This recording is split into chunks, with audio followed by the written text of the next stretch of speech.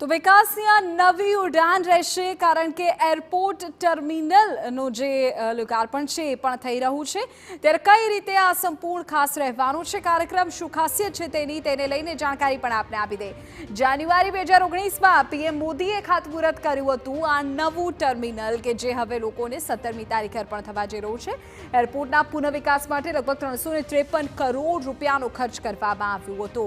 એટલે કે 353 કરોડના ખર્ચ થી આખું તૈયાર થયું છે બિલ્ડિંગ વિસ્તરણ અને તેની સાથે સાથે પેરેલલ જે ટેક્સી ટ્રેક છે તે વેની પણ સુવિધા કરવામાં આવી છે આ પ્રકારે જે નવું નજરાણું છે તે લોકોને મળશે વિમાન પાર્કિંગ સહિતની સુવિધાઓ સાથેનું આ જે સંપૂર્ણ પ્રોજેક્ટ છે તેના ઉપર ખાસ ધ્યાન આપવામાં આવ્યું હતું અને સુરતમાં જ્યારે ટેક્સટાઇલ હબ અને ડાયમંડ હબ કહેવાતું હોય ત્યારે આ તમામ જે સુવિધાઓ છે તેની લોકોને જરૂરિયાત પણ હતી અને જે પ્રકારે વિગતો મળી રહી છે 138 કરોડ કરતાં પણ વધુના ખર્ચે વિસ્તરણ સાથેનું નવું ટર્મિનલ હવે તૈયાર થયું છે 1800 જેટલા પ્રવાસીઓ સમાઈ શકે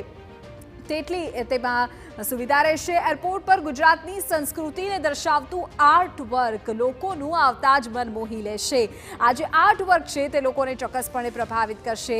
જાન્યુઆરી 2019થી લઈને અત્યારે ડિસેમ્બર 2023માં ત્યાં સુધીનો આ સંપૂર્ણ જે સમય લાગ્યો પરંતુ હવે લોકોને તેની સુવિધા મળવા જઈ રહી છે એરપોર્ટના પુનઃવિકાસ માટે પણ એક મોટું બજેટ ફાળવવામાં આવ્યું હતું અને એ બજેટનો જે ઉપયોગ છે તે લોકોની સુવિધાને વધારવા માટે કરવામાં આવ્યો એટલું જ નહીં દુબઈ ઇન્ટરનેશનલ ફ્લાઇટ પણ સુરતને મળવાની છે જેમાં સુરતથી દુબઈ હોય કે પછી સુરતથી હોંગકોંગ એટલે કે હવે તમામ ઉદ્યોગપતિઓ માટે દુબઈ જવું સરળ બની જશે સુરત